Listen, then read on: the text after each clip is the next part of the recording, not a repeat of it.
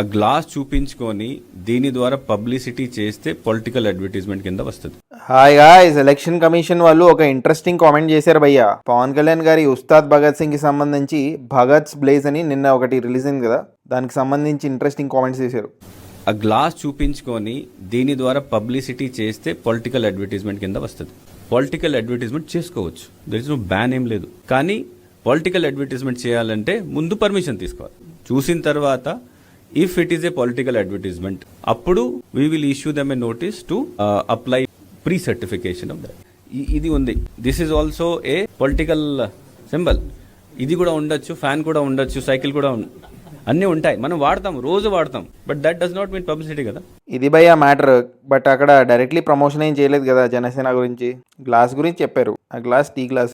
So చూడాలి మరి వాళ్ళు ఏం డెసిషన్ తీసుకుంటారు. సరే, మీకేమనిపించింది ఎంటైర్ ఇష్యూ మీద కామెంట్ చేయండి.